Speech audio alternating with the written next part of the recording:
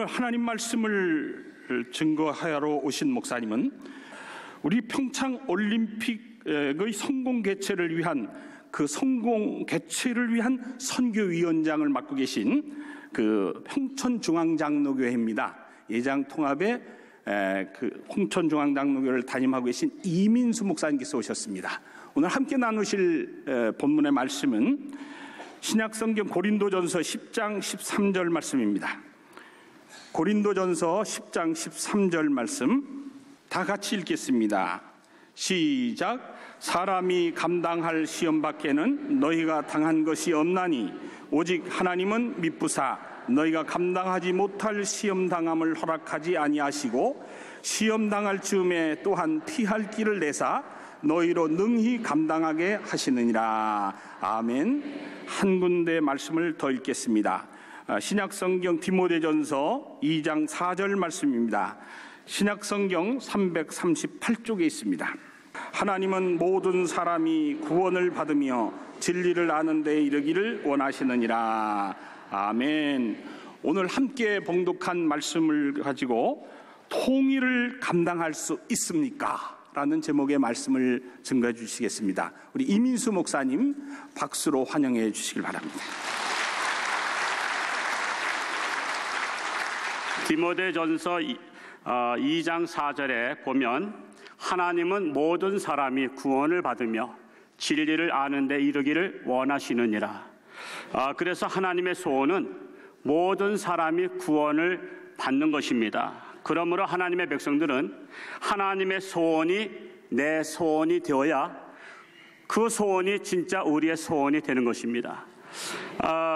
그렇다면 우리나라 국민들의 과제인 통일은 무엇입니까? 그것도 하나의 소원입니다. 그러나 본 소원은 하나님의 소원이 이 땅에 이루어지는 것, 그 안에서 우리나라가 통일이 되는 것이 또한 우리들의 소원입니다. 세상 사람들의 통일의 목적은 강력한 나라가 되고 1천만 이산 가족이 만나고 또 우리나라가 부궁한 나라가 되는 그런 소원을 갖고 있지만 우리 하나님의 백성들은 그것을 초월해야 됩니다. 그 초월할 수 있는 것이 뭐냐면 저 북한 땅에도 하나님의 나라가 건설되고 그들도 하나님을 믿으며 그들도 구원을 받으며 그런 가운데서 통일이 되는 것이 바로 하나님의 소원이고 오늘날 저와 여러분의 소원이 될 줄로 믿습니다. 요한복음 15장 17절에 보면 너희가 내 안에 거하고 내 말이 너희 안에 거하면 무엇이든지 원하는 대로 구하라. 그리하면 이루리라. 그러므로 하나님께서 원하시는 기도를 해야 우리의 소원이 이루어질 줄로 믿습니다. 고린도전서 10장 13절에 아까 읽었습니다만 하나님께서는 감당할 시험 밖에는 너희가 감당한 것이 없나니 말씀하고 있습니다. 우리나라가 통일한 시험을 감당할 수 있겠습니까? 아시다시피 1945년도 8월 15일 우리가 해방된 이후로 지금까지 70년이 넘도록 우리가 기도했습니다. 우리의 믿음의 선조들이 기도했습니다. 그럼에도 불구하고 아직까지 통일이 되지 아니한 것은 무엇이 문제인가를 우리가 발견해야 됩니다. 통일시험, 저는 이 통일 기도회를 통해서 통일이 이루어질 걸 믿습니다. 여러분, 시험도 여러 가지 시험이 있죠. 예를 들어서 초등학교에 가면 초등시험, 중등시험, 또한 고등시험, 대학시험, 또한 취직시험, 진급시험, 또한 죽는시험. 여러분, 어디까지 감당할 수 있겠어요?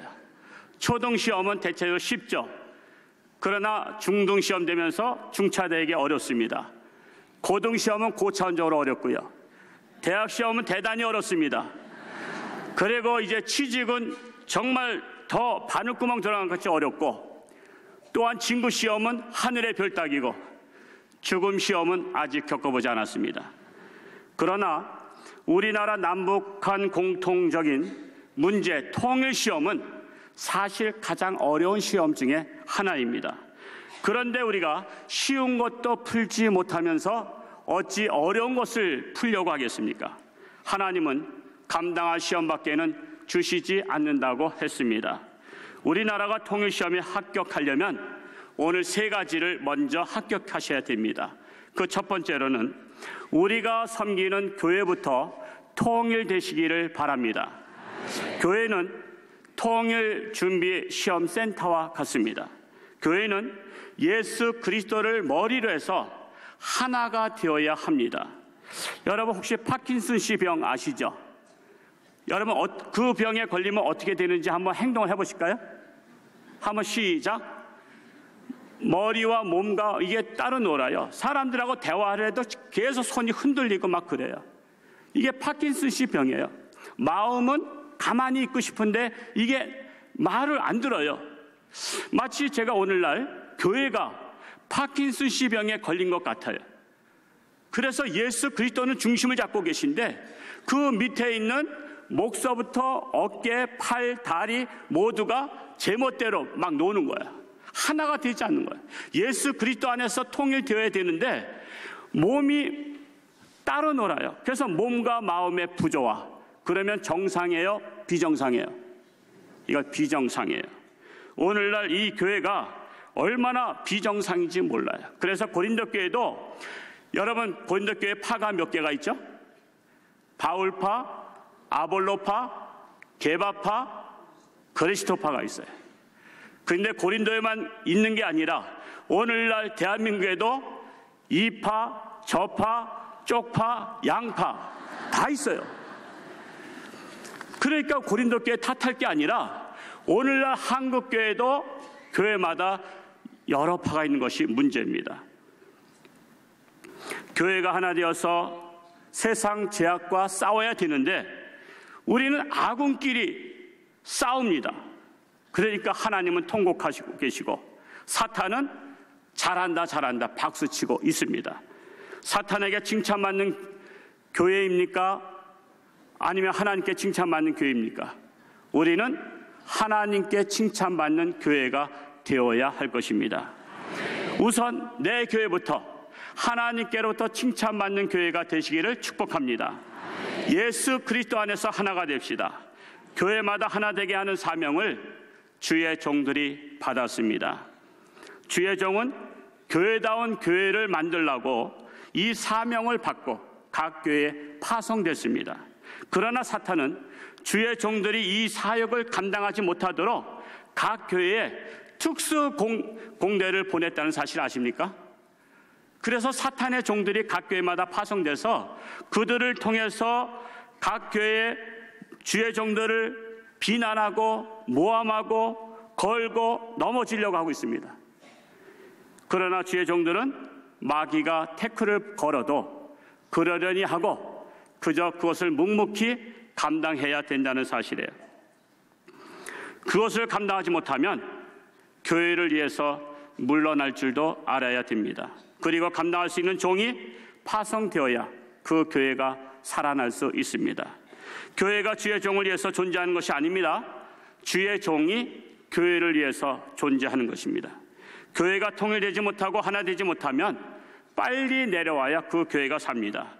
저도 이 교회 감당하지 못해서 설교 끝나면 내려갈 생각입니다. 감당 못할 자리 차지하고 있으니까 교회가 분란이 일어나고 갈등이 일어나니까 사실 오늘날 젊은 세대, 다음 세대가 교회 다닐 생각을 하지 않는 것입니다. 주의 종들이시여 내게 맡겨진 교회부터 예수 그리스도 안에서 한 마음 한 뜻이 되어서 통일하시기 바랍니다.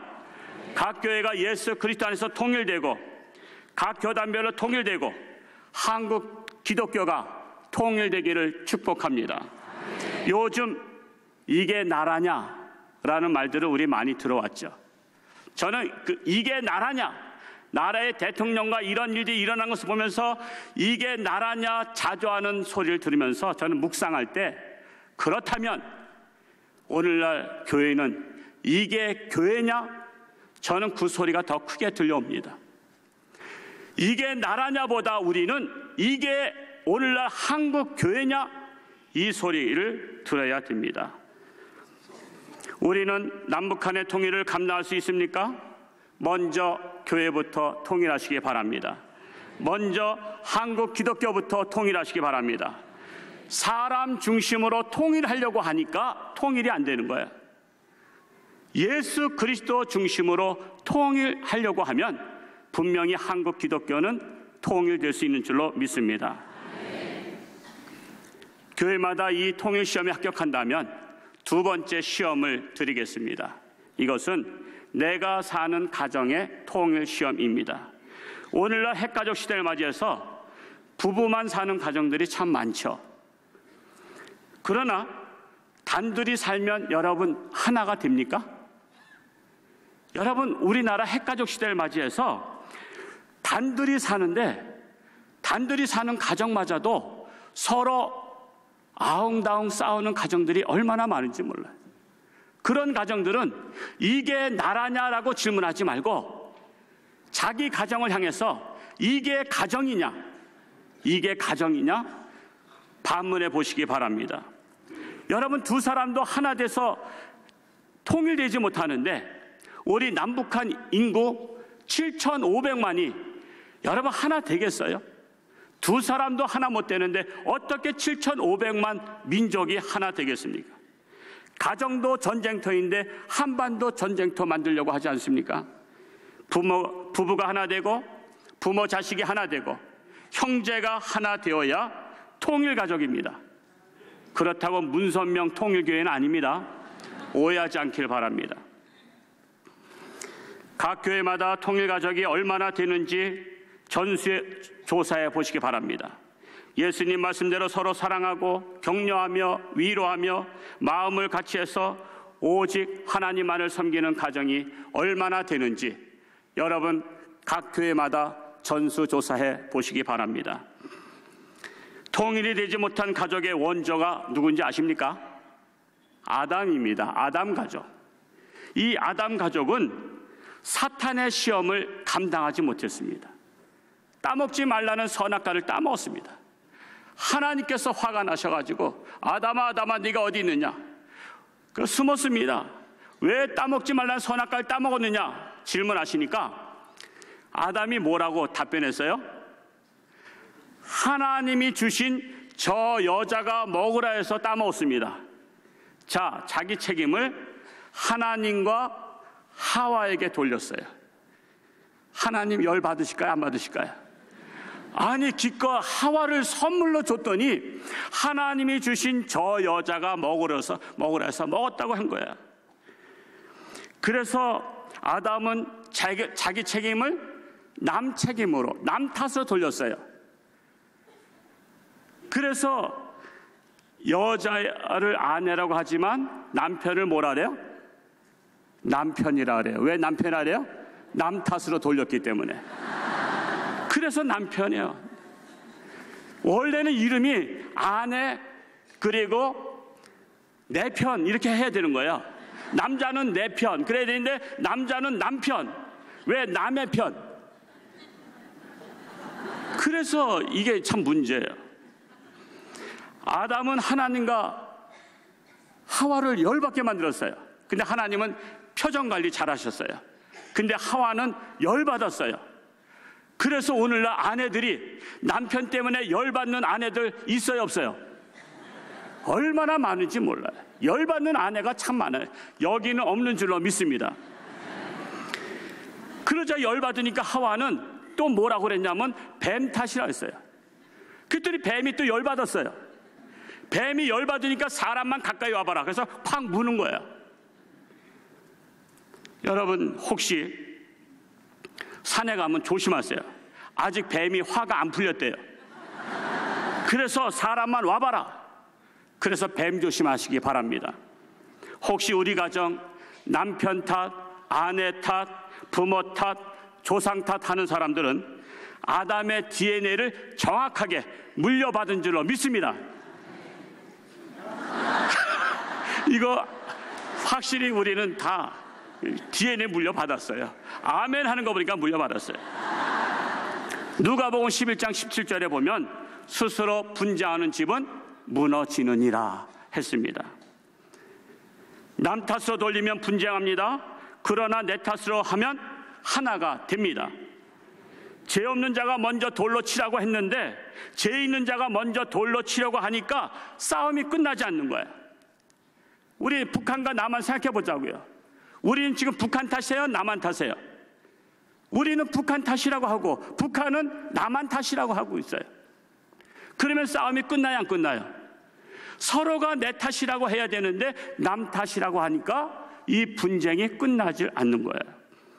여러분, 그동안 내 가정, 요즘은 핵가족 시대라 기껏 10명 아니라 5명 아니라 4명도 안 되는 그 가정도 통일되지 못하고 싸우는데 어찌 이 남북한의 통일을 우리가 감당할 수 있겠습니까? 오늘날 핵가족 시대가 왜 되었어요? 성경에는 내 부모를 공경하라고 했는데 오늘날 부모를 공경하는 사람이 얼마나 있어요? 세상 사람들은 그렇다고 치고 우리 하나님을 믿는 사람들조차도 부모를 공경하는 분들이 별로 없어요. 그래서 부모님들이 다 어디 가 계세요? 요양원에 가 계셔요. 세상 사람들은 부모를 밀어내지만 우리 하나님의 사람들은 요양원에 오늘 당장 가서 부모님을 다시 모셔오시기 바랍니다. 비록 요양원 관계자들 오셔서 또 시험 들지 모르겠지만 우리는 부모님 모셔야 돼요. 내 부모를 공경하라 했어요. 우리가 부모를 공경하고 부모와 우리 세대와 우리 자손 세대가 서로 통일이 돼가지고 하나가 될 때 하나님께서는 교회 시험 합격, 가정 시험 합격 이렇게 점수를 주실 것입니다. 여러분의 가정은 정상이에요? 비정상이에요? 비정상의 가정들이 모인 대한민국이 어찌 통일할 수 있겠습니까? 하나님이 기가 막혀 하시고 코가 막혀 하신 거 안 보입니까? 제가 비선 라인을 통해서 알아봤더니 천둥번개는 하나님 코 푸는 소리라고 하시더라고요. 기가 막히고 코가 막혀서. 그래서 수신제가 치국 평천하라 한 것입니다.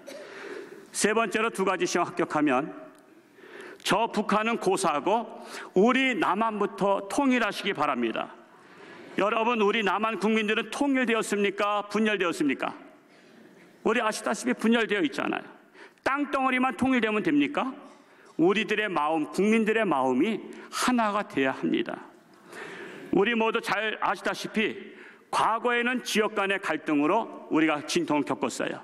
그런데 오늘날 이 시대는 이념 간의 갈등으로 우리가 지금 갈등을 겪고 있어요. 진보와 보수, 또한 좌파와 우파, 젊은 세대와 노년 세대가 갈등을 겪고 있어요.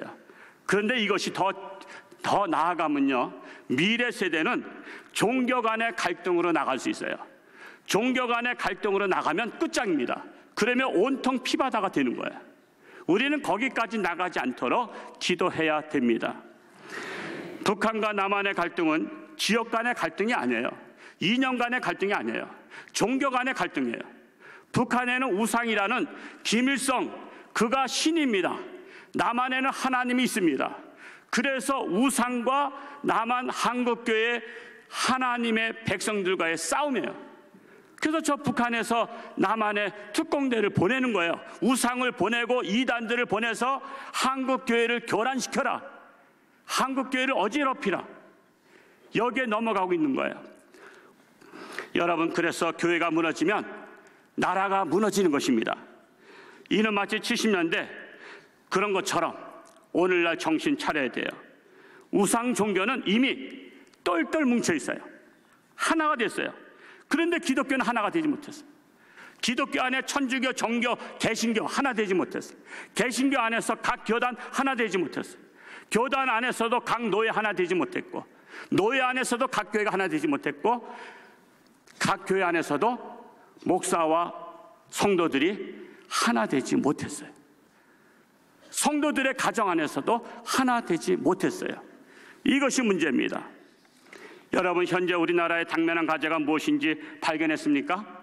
1945년도 이래, 해방된 이래 우리의 믿음의 선조들이 남북 통일을 위해서 기도하지 않았겠습니까? 70년 넘게 기도했는데도 통일이 안 되었지만 안 들어주신 하나님이 문제일까요? 우리에게 문제가 있을까요? 문제가 무엇인지를 먼저 아는 것이 급선무입니다. 여러분, 환자가 간에 이상이 있는데 병원에 가자마자 문제 원인 파악도 안 하고 위장 잘라버리면 되겠어요? 지금 우리가 문제를 원인을 발견하지 않고 해결하려고 달겨드는 것과 같아요.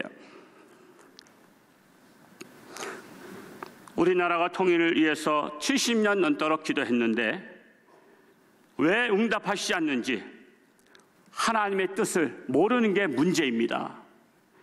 우리나라의 문제는 생사화복을 주장하시는 하나님의 뜻을 모르는 게 문제고, 국가의 흥망성쇠는 하나님께 달려있다는 것을 모르는 게 문제입니다. 그렇다면 내가 무엇을 해야 할지, 어떻게 살아야 할지, 내 교회의 문제가 무엇인지, 한국 기독교의 문제가 무엇인지, 내 가정의 문제가 무엇인지, 우리나라의 문제는 문제가 무엇인지조차도 모르는 게 문제입니다. 문제란 말이 하도 많이 나와서 정리가 되겠어요?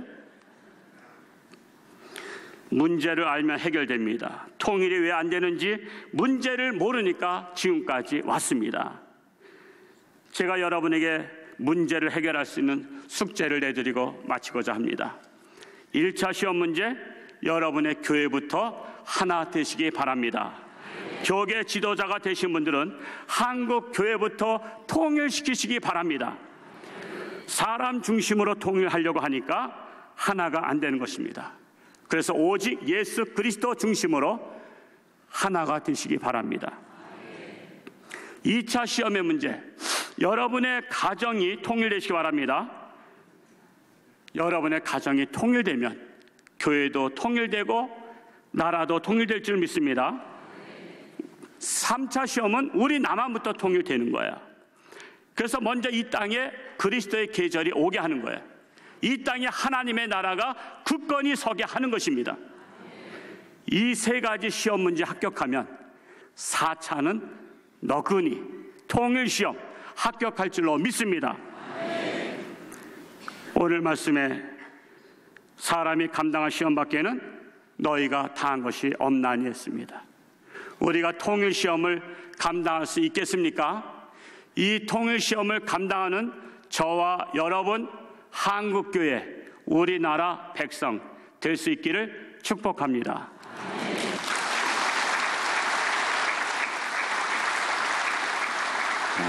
북한에서 경제관리 일꾼들을 양성하는 학교가 있습니다. 정준택 원산경제대학입니다. 정준택 원산경제대학에서 대학을 졸업하시고 남한에 오셔서 박사학위를 받으셨습니다. 동국대학교에서 북한학 박사학위를 받으시고, 근데 혼자 받으신 것이 아니라 남편 되시는 분도 북한학 박사학위를 받으셨어요. 그래서 남한에 내려오셔서 부부 박사 1호 과정이십니다. 현재는 산업은행에 미래전략연구소가 있습니다. 미래전략연구소에서 통일사업부 북한경제팀장을 맡고 계십니다. 김영희 박사님이십니다. 박수로 환영하시겠습니다. 네, 안녕하십니까. 저는 입국한 지 15년 차 됩니다. 10년이면 강산이 변한다고 하는데, 제가 10년 동안 남한사에 살면서 참 어려웠던 것도 많았고, 또 앞으로도 사실 어떻게 살아갈까 이런 부분도 있습니다. 그리고 북한이 또 그동안에 제가 떠나온 10년 동안에 어떻게 변했는지, 제가 최근 입국하는 탈북민들 통해서도 들은 바가 있고, 또 북한에 있는 가족들 한테서도 가끔 듣기도 하는데, 제가 2002년도 북한을 떠났는데 그때하고 지금하고 상당히 많이 달라졌습니다. 그래서 참 10년이면 강산이 변한다더니 참 많이 변했구나 이런 생각을 합니다.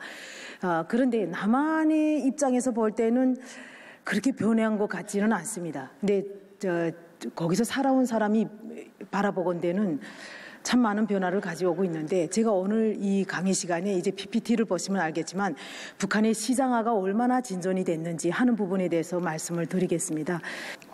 우선 시장화 실태에 대해서 말씀을 드리고요. 그 다음엔 이 시장화를 통해서 사회 변화가 어떻게 오고 있는지, 그리고 앞으로 체제가 어떻게 변화될지 하는 부분에 대해서 말씀드리겠습니다. 시장화라고 할 때는 시장화, 북한의 시장화가 어느 정도 진전이 됐지 하는 것이 북한의 시장의 개수가 늘었다거나 시장에서 그 장사를 하는 그 상인수가 늘었다거나 뭐 시장을 활용하는 사람들이 늘었다거나 뭐 이렇게 양적으로 늘어난 변화도 볼 수가 있습니다. 그리고 또 북한에 생겨나지 않았던 시장, 원래 시장이라고 할 때 우리가 그냥 물건, 소비품을 팔고 사는 시장이지 않습니까? 그런데 금융시장, 노동시장 이렇게 북한에서 상품이라고 말하지 않던 그런 시장도 생겨난 것도 시장화라고 볼 수가 있습니다. 그래서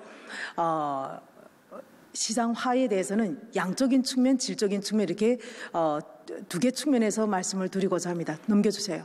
얼마 전에 통일연구원에서 북한의 시장 개수가 몇 개인지에 대한 연구 결과가 나왔어요.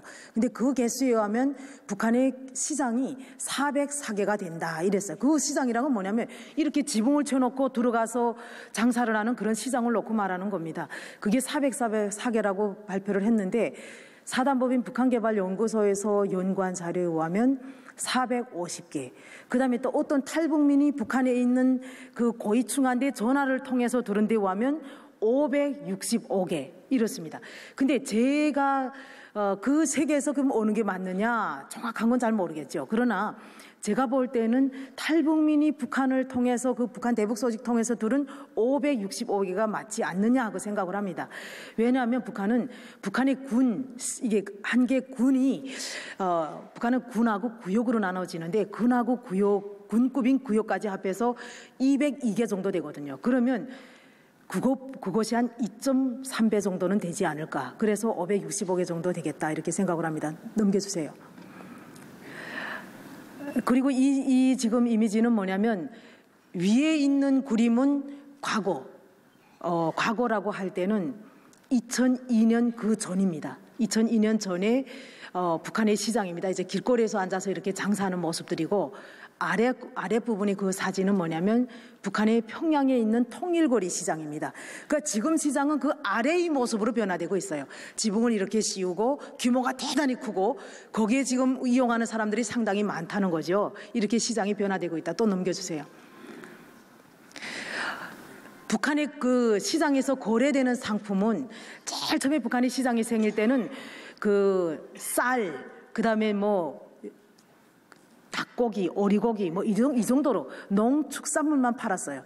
그런데 지금은 공산품도 시장에서 거래될 뿐만 아니라 지금 그 이미지에서 나오고 있는 남한 제품도 상당히 많이 거래가 되고 있습니다. 지금 여기 보면 그 남한의 그 속옷, 커피, 샴푸, 뭐 분유 이런 것들이 다 거래가 되거든요. 근데 커피라는 것은 제가 있을 때만 해도 북한에 커피가 없었거든요. 배불러야 커피도 마시죠. 내가 배고픈데 커피를 사 마신다는 건 말도 안 되는 소리입니다. 그런데 지금은 커피가 없어서 못 파는 거죠. 커피. 그건 결국은 뭐냐면 시장이 활성화되면서 북한 주민들이 생활 수준이 올랐다는 겁니다. 그리고 이 남한의 상품들이 상당히 비싸게 거래가 되고 있어요. 지금 북한의 쌀 가격 1kg가 5,000원 정도입니다. 5,000원. 근데 직장에 나가면 내가 직장 나가서 한 달 동안 벌면 벌어들이는 소득이 3,000원입니다. 북한 돈 3,000원.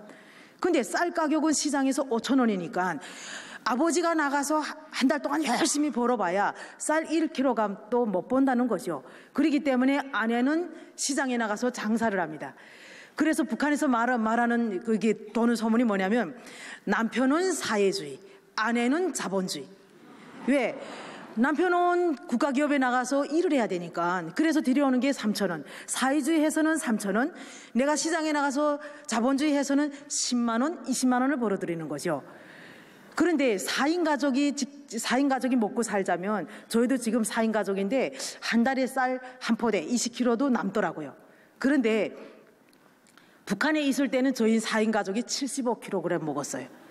그거는 뭐냐면 먹는 게 쌀밖에 없으니까, 밥밖에 없으니까, 다른 걸 먹을 수가 없는, 간식도 없고 뭐 없으니까 그냥 고기도 별로 못 먹잖아요. 그러니까 밥만 먹는데, 밥도 흰쌀밥을 먹는 것이 아니라 잡곡을 먹어요. 우리는 여기서 웰빙 다이어트 하겠다고 잡곡을 먹지만 북한 사람들은 쌀이 없어서 잡곡을 먹는 거죠. 그런데 쌀을 먹으면, 흰쌀을 먹으면 조금 먹어도 균기가 있다 그러죠. 길게 가요. 근데 옥수수밥을 먹으면 금방금방 꺼지더라고요. 그래서 흰쌀밥을 먹는 사람은 75kg 먹는 게 아니라 60kg 먹고, 강내쌀을 먹는 사람은 75kg 먹고 이랬어요. 그런데 지금은 시장을 통해서 다 먹고 살아갈 만하니까 저렇게 산푸도 쓴다는 거죠. 그러니까 북한에 이거 여기 지금 안 나와 있는데 국후밥솥 쓰는 사람이 너무 많아요. 저희 시누이가 이제 그 평양서 사는데 중국에 친척이 있다 보니까 친척 방문을 왔다 갔다 다녀요. 그래서 제가 이게 한국에 입고 간 다음에 2번 왔었어요. 친척 방문을. 그래서 중국에 가서 만났는데 국후밥솥 사달라는 거죠. 그래서 국후밥솥 왜 사달라냐 하니까 중국에도 밥솥 많은데 중국 밥솥 사가면 되지 했더니, 국후는 이게 한국말로 밥을 시작한다, 밥이 다 끝났다 아주 상냥하게 잘 알려주는 거예요. 그런데 그 말소리가 너무 좋은 거야, 이게. 그런데다가 또 그 작곡 기능이 있어요, 작곡 기능이. 북한 사람 대체로 작곡을 먹지 않습니까? 그러니까 작곡 기능이 있으니까 작곡을 밥이 맛있게 되니. 그 다음에 또 이제는 이 밥솥 가지고 있는 사람들이 많으니까 평양시 같은 경우도 거의 대다수 집이 밥솥을 갖고 있는 거예요. 그래서 밥솥에다 밥을 다 앉혀놓고, 북한은 전기가 24시간 안 오지 않습니까? 밤에 자다가 전기가 온단 말이죠. 그러면 우리는 밥을 3끼를 해 먹지만 북한 사람들은 아침에 밥하면 저녁까지 먹어요. 대체로 한 번 하거든요. 그러면 밥을 아침에 해야 되는데 전기가 가니까 밤에 이제 밥을 이게 잡곡을 씻어서 밥솥에다 담아놓고 자죠. 이 자다가 전기가 들어오면 불이 탁 들어오잖아요. 그럼 모든 집들이 아주머니들이 다 일어나요. 다 일어나가지고 다 같이 밥솥을 다 같이 치사를 다 누르는 거죠. 그러니까 갑자기 불이 확 들어오다가 이게 갑자기 다 치사를 눌렀으니까 전기를 다 뺏어가서 갑자기 불이 수수떡이 된다는 거죠. 그러니까 그 정도로 제가 떠날 때만 해도 밥솥 가지고 있는 사람이 거의 없었어요. 밥솥을 가지고 있는 사람도 어떤 사람들이었냐면 그 하물선, 우리는 여기서 하물선이라고 하지만 북한은 그 상선이라 그래요. 그러니까 무역배라고 그러죠. 무역배. 무역을 하기 위해서 물건을 팔기 위해서 무역배를 타는 사람들이, 그 사람들이 해외에 나가서 밥솥을 사다가 자기 집에는 이게 전기밥솥을 놨어요. 그걸 전기밥솥이라고 하죠. 그랬는데 지금은 무역배 선원들이 아닌 다른 사람들도 다 이게 밥솥을 갖고 있는데, 그게 왜 그러냐? 상당히 비싸요. 250달러. 북한에서 250달러. 우리 한국 돈으로 25만 원 정도 되잖아요. 근데 북한 돈으로 250달러면 엄청 돼요. 100달러에 80만 원이니까 계산을 해. 북한 돈 80만 원이니까 계산을 해보세요. 200만 원 정도 되죠. 그러나 그 밥솥을 갖다 놓으면 뭐 여름에는 사실은 불을 떼지 않아도 밥만 하면 되지 않습니까? 북한 사람들은 김 반찬 같은 것도 많이 안 해 먹으니까, 그럼 밥솥이 밥 해주면 전기세 뭐 얼마 안 내니까, 국정 가격이니까 전기세 얼마 안 내고 밥을 할 수가 있어서 너무 좋은 거예요. 뗄감 없이도 밥을 할 수 있고. 그래서 그 밥솥이 그렇게 잘 사용이 되고 있다. 산푸도 엄청나게 비싸요. 저게 수십 달러가 돼요. 그러다 다 사거든요. 그렇게 북한 사람들이 생활이 시장을 통해서 높아지고 있다. 좀 넘겨주세요. 이거 이제 제가 시장이 북한에서는 시장할 때는 소비품이 거래되는 것을 보고 장소를 시장이라고 하는데, 우리 남한 같은 경우는 자본주의 시장 경제이기 때문에 공산품, 식료품, 그 다음에 또 생산재, 이것도 다 시장에서 거래되지 않습니까? 근데 북한 같은 경우는 시장에서는 딱 소비품밖에 거래될 수가 없습니다. 그런데 지금 시장에서는 어떤 게 거래되고 있느냐? 사람, 노동력도 시장에서 거래되고 있어요. 그래서 노동시장도 생겨났고요. 그 다음에 우리가 운행에다가 그 돈을 예금하고 대출받고 운행해서 하지 않습니까? 북한에 지금 개인이 하고 있는 사금융에서 개인한테 사금융을 하는, 우리 여기는 사채업을 하는 사람이 그냥 대부해주고 이것밖에 안 되지 않습니까? 이 사금융을 하는 사람이 전업으로 하는 거죠. 이게 자기 장사를 해서 돈을 버는 업종이 바로 사금융업이에요. 그래서 거기서 개인 돈 받는 사람한테서 예금도 받고 돈도 대부도 해주고 그다음에 환전도 해주고 그다음에 A라는 사람하고 B라는 사람이 물자를 거래하고 나면 돈을 주고받아야 되지 않습니까? 그 돈 거래하는 것도 이 사금융을 통해서 합니다. 이렇게 금융시장도 생겨나고요. 그 다음에 부동산, 북한의 주택이라는 것은 다 나라 겁니다. 나라 거. 국가 소유로 되어 있기 때문에 주택은 거래될 수가 없어요. 그런데 이 주택도 거래되고 있는 거죠. 그러면 뭐가 거래되나? 주택에 대해서는 소유권을 가지고 있는 것이 아니라 사용권만 가지고 있는 거죠. 그래서 그 사용권을 거래를 합니다. 그러니까 주택시장도 생겨나고 있고요. 이렇게 북한의 생산재, 철판도 팔고 신발 자재도 팔고 옷을 만들 수 있는 자재도 팔고 개인들이 다 그런 개인을 통해서 그런 시장이 다 형성되어 있습니다. 넘겨서 그래서 제가 이걸 5대 시장이라고 했습니다. 이거 지금 보면 저 길거리 장사인데요.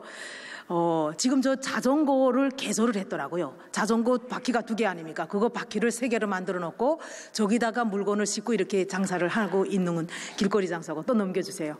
제가 이제 부동산 시장에 대해서 말씀드린 건데 북한이 7층짜리 아파트 같은 경우는 3개월이면 올라간대요. 우리가 여기 남한에서 이번에 북한이 수해났을 때 아우 저 수해난 걸 저거 집을 어떻게 지어주지 하고 했잖아요. 다 4층, 5층, 7층까지 지었거든요. 왜? 그건 둥찜으로 지고 올라가니까. 우린 여기서 다 기계가 하지 않습니까? 북한은 브로크락 해가지고 이제 콘크리트를 만든다든가 이게 시멘트 모래 짜가려고 만드는 그걸 보고 북한은 브로크락 하는데 그걸 만들고 그 다음에 4층까지는 진흙집도 올라가요. 진흙에다가 거기다 이제 볏짚을 쭉쭉 썰어놓고 이렇게 만드는 그걸 가지고 집을 지을 수 있는데 딱 3개월이면 7층 아파트가 거뜬히 올라간다는 거죠. 사람들 진짜. 그러니까 저렇게 개인도 집을 짓습니다. 개인이 개인한테서 돈 많은 사람의 돈을 받아가지고 짓는데 그러면 집터는 나라 거죠. 나라 거. 나라 거를 받아가지고 짓는데 그거는 회사에서 그 토지 이용권을 주면 회사가 돈이 없으니까 개인이 돈을 받아가지고 집을 지어서 분양을 하는 거죠. 그래서 집이 다 거래되고 있는 겁니다. 또 넘겨주세요. 공장기업소, 회사죠. 공장기업소도 지금은 다 시장화되고 있습니다. 왜냐하면 김정은 정권 이후에 530 담화라는 걸 통해서 기업의 자율성을 부여했어요. 너네 기업은 볼펜을 만들던 기업인데 너는 핸드폰도 만들어도 되고 신발 만들어도 되고 네 하고 싶은 걸 다 해 하고 자율성을 줬습니다. 그러다 보니까 기업도 이제는 시장에서 원자재를 가지다가 물건을 만들어서 시장에 내놓는 거죠. 그러다 보니까 과거에는 3,000원을 주던 게 시장에 내다 물건을 팔면 3,000원이 아니라 10,000원, 10만 원도 내가 이거 구별을 받을 수가 있습니다. 그러니까 지금은 그렇게 바뀌고 있습니다. 넘겨주세요. 이게 지금 제가 북한이 시장이 지금 이게 지붕을 씌웠다고 하지 않습니까? 그거는 시장이고요. 국영기업에 보면 국영기업들이 북한이 지금 가장 발달되게 있는 게 서비스업이에요. 서비스업. 상업유통 부분인데 중국하고 합용을 해가지고 엄청난 우리 여기 말하면 이마트, 홈플러스 이런 대형 슈퍼마켓이 많이 생겼어요. 이게 지금 바로 대형 슈퍼마켓들이 그 매장의 모습입니다. 제가 한국에 와서 깜짝 놀랐던 게 뭐냐면 입국하자마자 이마트 데려가더라고요. 근데 그때는 이마트인 줄 몰랐어요. 근데 지금 그 하나원에서 나오고 보니까 그게 이마트구나 하고 생각이 됐어요. 근데 가보니까 물건이 엄청 많은데 카트기를 이렇게 끌고 들어가고 북한에서 본 적도 없는 이런 걸 끌고 들어가더라고요. 그러더니 필요한 걸 다 담으래요 여기다가. 그래서 필요한 걸 그냥 다 담았어요 여기다가. 카트기 2개에다가 잔뜩 이렇게 담고 나니까 그걸 끌고 쭉 남아요. 돈을 안 계산하더라고요. 엄마나 여기는 돈을 안 계산하네. 이게 공산주의 아니냐. 북한에서 배울 때 그게 공산주의라 했어요. 공산주의 사회는 욕심이 없대요. 그냥 필요에 따라서 공급받는데요. 그래서 상점에 가면 물건이 많은데 거기 가서 내 필요한 걸 막 담아가지고 나오면 돈도 계산 안 되고 쑥 통과하는 게 공산주의라고 했었어요. 근데 이마트에서 엄마나 이건 자본주의 아니라 공산주의네. 근데 나중에 보니까 카드로 계산하더라고요. 그러니까 카드란 거 본 적도 없으니까 현금으로 안 내는 거예요. 엄마나 이거 계산도 안 하고 그냥 공짜네 이렇게 생각했어요. 그러면서 무슨 느낌이 들었냐면 저거 누가 훔쳐가지 않나? 왜? 보는 사람이 없으니까. CCTV가 보는 줄은 몰랐거든요 그때는. 몰래 나를 감시하는 건 모르고. 근데 북한이 바로 그런 게 생겼다는 거죠. 지금 저거 같으면 옛날 같으면 다 훔쳐가죠. 그러니까 북한도 CCTV가 다 감시를 하기 때문에 훔쳐가지 않고 저렇게 생겨난 거죠. 넘겨주세요. 저거 보세요. 남한의 이마트하고 똑같지 않아요? 카터기 끌고 들어가잖아요. 이 카터기를 처음에 이 슈퍼마켓이 생겼을 때는 내가 들어가서 사지 않고 카터기를 끌고만 들어가도 북한 돈 2,000원을 냈대요. 그냥 들어가기만 해도. 그런데 지금은 저걸 들고 가서 물건 사가지고 저기다 담아가지고 나오면서 카드로 계산을 하고 현금으로 계산을 하는 거예요. 완전히 남한화돼 가고 있죠. 이렇게 북한도 바뀌고 있다는 거예요. 또 넘겨주세요. 이런 시장을 통해서 사람들이 생활 수준이 올랐죠. 일단은 카트기를 끌고 들어가고 카드도 계산하고 현금도 계산하고. 왜 나는 사회주의를 하는 아빠는 나가서 3,000원밖에 못 가지고 오는데 그럼 돈이 어디서 나냐? 다 시장에 나가서, 아내가 나가서 시장에 나가서 벌고, 그 다음에 남편은 또 사회주의하는 남편은 어떻게 자본주의를 하냐? 직장에 나가면 전기가 없기 때문에 공장 가동률이 낮아요. 그러면 직원이 150명인데 150명 다 필요가 없어요. 그러면 회사 사장한테 뭐라고 그러나, 나는 집에 들어가서 장사를 할 테니 보내주세요 하고 집에 들어가서 장사를 하고 일부 돈만 갖다 주면 돼요. 그러면 돈만 갖다 주고 난 계속 장사를 하다가 일주일에 한 번씩 생활총화하라. 우리 여기 교회에 와서 일주일에 한 번씩 계속 예배를 드리지 않습니까? 북한은 일주일에 한 번씩 수령님한테 가가지고 똑같죠. 수령교니까 회개를 하는 거죠. 그 일주일에 한 번씩만 나가고 나머지 시간은 계속 나가서 장사를 해서 돈만 들여놓는 거죠. 계속 이렇게 하는데, 그러다 보니까 지금 북한이 시장을 통해서 장사 잘하는 사람은 돈을 많이 벌고 정말 장사할 줄 모르는 사람은 돈을 조금 못 벌기 때문에 양극화가 심해진 거죠. 아주 양극화. 잘 사는 사람은 엄청나게 잘 살고, 그래서 원정 서핑을 가요. 평양에 지방 사람이 원정 서핑을 가서 평양 가가지고 막 이자같이 그런 거가 지방에는 없으니까 엄청나게 사가지고 평양에 가가지고 사격장 가서 사격도 해보고, 물놀이장에 가서 물놀이장이라기 여기 말하면 물놀이장에 가서 막 하고 이렇게 하고 지방에 돌아오고, 이렇게 양극화가 심하다는 거죠. 그러나 지금은 배고파서 죽어가는 사람은 거의 없다는 거예요. 그 시장이 이렇게 좋다. 시장 경제가 너무 좋다는 거죠. 그 다음에 주머니에 돈이 많아지니까 배금주의, 돈이 모든 걸 해결해요. 그러니까 유전무죄, 무전무죄, 무전유죄 이렇게 되는 거죠. 그러면 내가 돈 많으니까 교도소에 갈 사람도 돈 주고 나오는 거죠. 그 다음에 돈 주고 대학 가고, 공부 잘하는 사람 대학 가는 게 아니라 돈 주고 대학 가고, 그 다음에 또 돈이 많으면 개천에서 욕나는 법이 없다잖아요. 남한도 똑같잖아요. 북한도 똑같아요. 이제는 돈이 개인 과외가 있어가지고 과외를 해가지고 대학 가고, 돈이 모든 게 돼야죠. 그 다음에 또 이제 제가 남한 물건이 많이 들어가잖아요. 남한풍이 돌고 있는 거죠. 남한 제품 쓰면서 아랫동네 남한 드라마 보면서 머리 스타일, 남한 스타일 좀 넘겨주세요. 그림을 이게 뚝뚝 넘겨봐요. 이게 양극화. 가운데에 보세요. 초등학생, 남한의 초등학생하고 비교할 수가 없죠. 똑같죠. 그러나 시골에 못 사는 애들은 저렇게 풀을 지고 땔감 하더라 다녀야 되고. 넘겨주세요. 저거 보세요. 핸드백, 제가 올 때도 핸드백 저렇게 안 들었어요. 총가방 들었지. 또 넘겨주세요. 이 하얀 옷 입은 여자는 완전히 남한 여자 같지 않아요? 핸드폰 지고 머리 스타일, 남한 스타일, 하얀 옷. 북한이 어디 하얀 옷을 입겠어요? 또 넘겨주세요. 원장 서핑하는 지방도 되게 기사 난 적도 있어요. 넘겨주세요. 또 이거 봤어요. 돈 있으니까 말 타러 다니는 거. 우리 제주도에 가서 말 타잖아요. 평양 가서 말 타러 다니죠. 넘겨주세요. 또 북한에 패션쇼가 없었어요. 왜? 북한은 남이야 똑같은 옷, 다 똑같은 옷 입어야지 남보다 다른 옷 입으면 부끄러워서 바깥에 못 나가죠. 근데 지금은 저렇게 패션쇼를 통해서 옷이 막 유행이 되고 이래요. 또 넘겨주세요. 이거 보세요. 패션쇼. 또 넘겨주세요. 이게 결혼식 사진. 옛날에는 이렇게 안 입었어요. 아주 그냥 한복 입었지. 근데 지금은 이렇게 많이 바뀌어요. 근데 드레스 같은 건 서양식이라서 아직까지는 들어가지 않았고. 또 넘겨주세요. 이렇게 북한이 많이 바뀌고 있는 거죠. 이렇게 많이 바뀌고 있는데, 그러다 보니까 계층도 바뀌었죠. 상인, 자본가, 뿌띠부르지아, 임금 노동자 이렇게 바뀌고. 또 넘겨주세요. 이렇게 변하면서 체제 불안정은 분명히 있다. 체제 불안정은. 이게 왜 그러냐면 사회 빈부 이게 양극화 생기면 이러면서 사회 갈등이 생기고 편차가 생기면서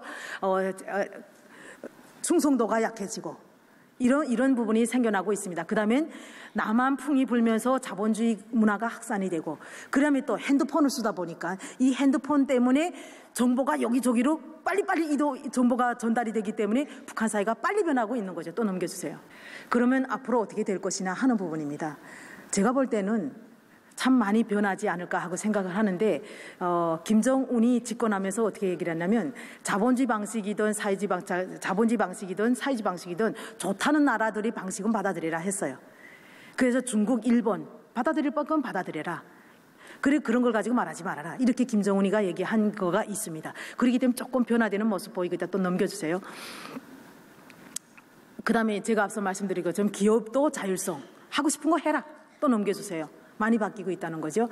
그러기 때문에 북한 체제 변화 가능성은 충분히 있는데 정치 체제나 경제 체제랍니다. 저는 경제 체제 변화 가능성은 있고 정치 체제 변화 가능성은 아직은 시기상조다 이렇게 봅니다. 넘겨주세요. 그래서 마지막으로 드리고 싶은 말씀은 북한이 이렇게 변화되고 있는 것을 잘 보시는 게 중요합니다. 여기서 우리 남한이 해야 될 역할은 뭘까 하는 부분이죠. 북한을 많이 변화시키려면 위는 변화되기가 어려워요. 김정은을 중심으로 한 권력 엘리트가 변화되기는 상당히 어렵고, 왜 거기 기생하면서 살기 때문에. 그러나 아래로부터의 변화가 일어서 그 변화가 위를 변화시키도록 만드는 것이 바로 통일을 앞당기는 길은 아닐까 하고 생각을 합니다. 앞서서 목사님께서 부부 간의 통일, 가정의 통일, 교회의 통일, 사회의 통일, 그래야지 남북 간의 통일도 되지 않을까 하는 말씀이 제가 많이 다가왔는데, 사실 이 남한 사회의 통일도 탈북민하고 남한 사람들에게 이 통일도 이루지 못하면 남북 간의 통일도 어렵다고 저는 생각을 합니다. 그래서 마지막으로 이런 말씀을 드리면서 탈북민들하고 남한 사회의 이런 통합, 이런 걸 이루기 위해서도 여러분들이 많은 역할을 기대를 하면서 제 강의를 여기서 마치겠습니다. 감사합니다.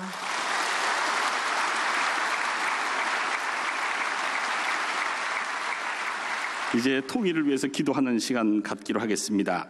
오늘 기도하실 분들이십니다.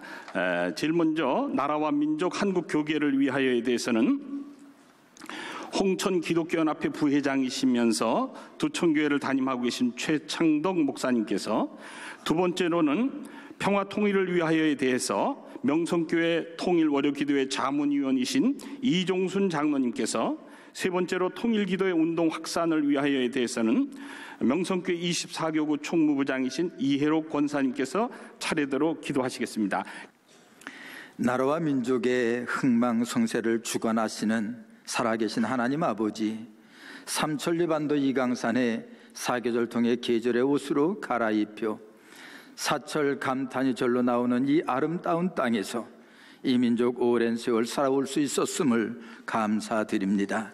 이 민족이 위기 때에 애굽의 속박에서 이스라엘을 해방시켜 주셨듯이 일제 치하에서 해방시켜 주시고 6.25 사변 가운데서도 이 나라를 지켜 주셨습니다. 존재하는 것엔 존재케 하는 이유가 있듯이 이 민족을 열광의 공세와 침략 속에서 존재케 하심은 궁일이 여기심이요 하나님의 특별하신 뜻이 계심임을 믿습니다.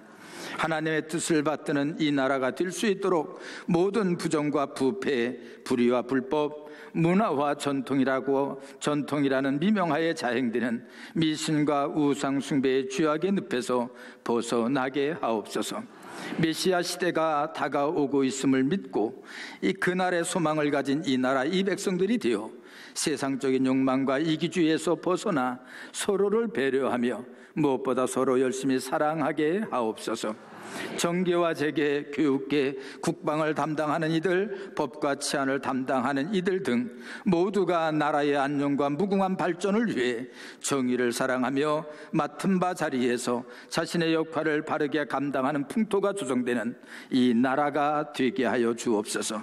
그리하여 정의가 물같이 공의가 강같이 흐르는 나라가 되어 열광의 틈에서 우뚝 서는 나라, 대한민국 백성임이 자부심이 되는 나라, 모든 나라 나라의 모델이 될 수 있는 나라, 하나님이 기뻐하시며 사용하시는 나라가 되게 하여 주옵소서.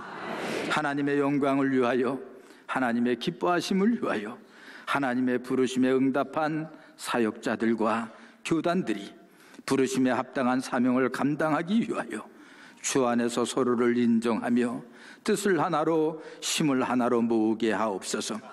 하나님의 영광 받으시기 위하여 하나님을 외면한 열강들 속에 지금까지 이 나라, 이 민족, 이 백성을 존재케 한 하나님이 이 나라에 기독교 문화가 꽃 피어지기까지 섬기러 왔다 말씀하시며 하나님의 뜻을 받들어 사신 주님처럼 일꾼 삼아주심에 감격하여 하나님의 뜻 받들어 살겠습니다. 헌신을 다짐했던 주의 백성들, 하나님 주의 일꾼들, 그 고백 기억하며 주님의 부르심에 응답하는 삶을 살아가는 사역자, 교계가 되게 하여 주옵소서. 이 땅에 하나님의 공의가 바로 서게 하시어 북한을 따르는 저 영혼 없는 무리들이 이 땅에 발붙이지 못하게 해 주시옵소서. 주님의 이 축복의 동산이 전쟁의 표어가 되지 않도록 지켜주시옵소서. 지금도 독재자의 압제 아래 신음하는 북녘 땅 2,500만 우리 형제들, 살기 위해 중국 땅을 유리하고 있는 우리 형제들을 도와주시옵소서. 오직 전쟁과 핵의 위협을 일삼는 한 줌밖에 되지 않다는 악한 무리들을 하루속히 도말하여 주시옵소서. 이 모든 일이 우리의 범죄함으로 인한 것인지 심히 두려운 가운데 주님께 드리는 간절한 통일의 기도를 들어주시옵소서. 지난 70여 년 동안 갈라져 있던 남과 북이 하나 될 수 있는 길을 열어주시옵소서. 남과 북의 7천만 우리 형제가 하나 되어서 하나님 아버지께 감사와 영광을 드리게 하여 주시옵소서. 하늘에 계신 우리 아버지, 주님의 핏값으로 저희를 사랑하시며 구원해 주시고 오늘도 살아계셔서 우리의 삶과 역사를 주관하시는 주님, 이 시간 한마음 한뜻으로 주님 앞에 모여 국가의 안보와 한반도 평화 통일을 위하여 간절히 기도합니다.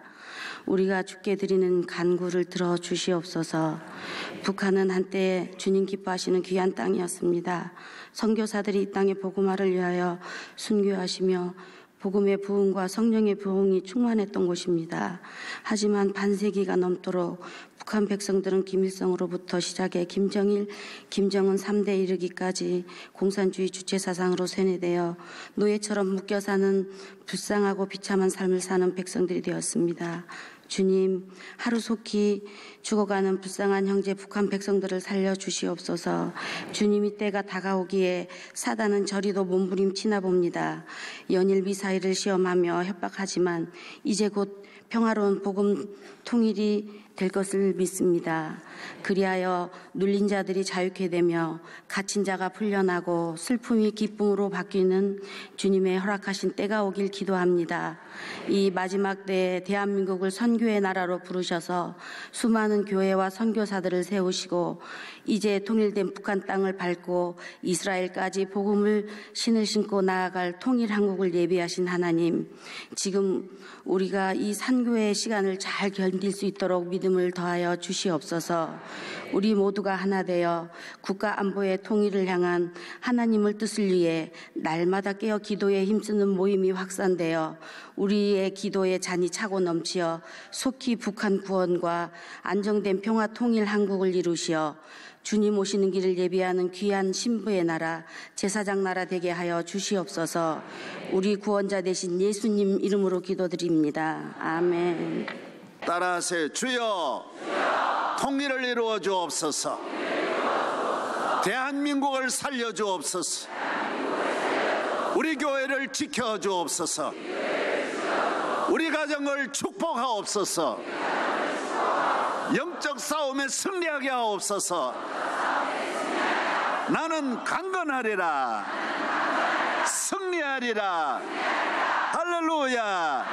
두 손 들겠습니다. 다 같이 주여 부르짖고 기도하겠습니다. 주여, 주여, 주여. 믿습니다. 오 나의 하나님 아버지, 우리의 나라를 불쌍히 여겨주셔서 주여 이 민족을 구원하여 주옵시고 이 나라의 주의 나라가 이루어지게 하여 주옵시고 대한민국이 복의 끈은 되고 사명을 감당하게 하옵소서. 내게 능력 주시는 자 안에서 능지 못하심이 없으시리라. 피 흘려 세워주신 주의 교회 든든하게 세워주시옵소서. 주여 통일의 그날이 속히 오게 하소서. 북한 동포를 악에서 저주에서 건져 주시옵소서. 주여 믿습니다. 주여 믿습니다. 오늘 귀한 말씀 우리에게 전해주신 주의 종들 위해 함께 하시고 이 시간 이 자리에 참석한 모든 성도들 복의 복을 더하시옵소서. 기도의 문을 열어줘 성령 충만하게 하옵소서. 믿음의 부자 되게 하여 주옵소서. 십자가 짊어지고 어떤 고난도 이겨내게 하여 주옵소서. 예수의 이름으로 일어나게 하여 주옵소서. 영적 싸움에 승리하게 하여 주옵소서. 가정을 지켜주옵소서. 내 영혼을 지켜주옵소서. 주여 믿습니다. 주여 믿습니다. 주여 믿습니다. 믿습니다. 이 민족을 구원하여 주시옵소서. 저희들의 길을 인도하여 주옵소서. 월요기도회가 살아있게 하여 주옵소서. 월요기도회를 통하여 휴전선이 무너지게 하여 주옵소서. 어두움의 영악한 세력이 다 떠나가기를 축복합니다. 만군의 여호와 하나님 아버지, 능력에는 주의 팔에 주여 붙잡아 주옵소서. 주여 붙잡아 주옵소서. 주여 함께하여 주옵소서. 나라의 위기에 있는 이 민족을 구원하여 주 한국교회를 살려 주옵소서. 은혜 내려 주옵소서. 주여 믿습니다. 주여 믿습니다.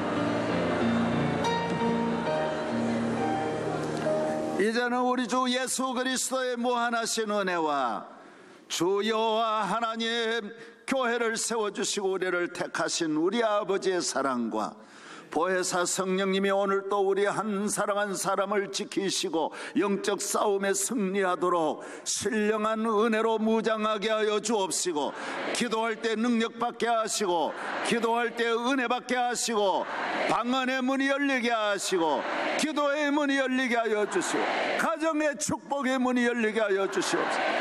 이 월요 기도회를 통하여 만대 영광 받으시며 드린 예물 흠양하여 주옵시고 우리 교회에 섬기는 모든 남녀 종들과 장로님들을 축복하여 주시옵시고 예수 그리스도의 이름으로 축원하옵나이다. 아멘.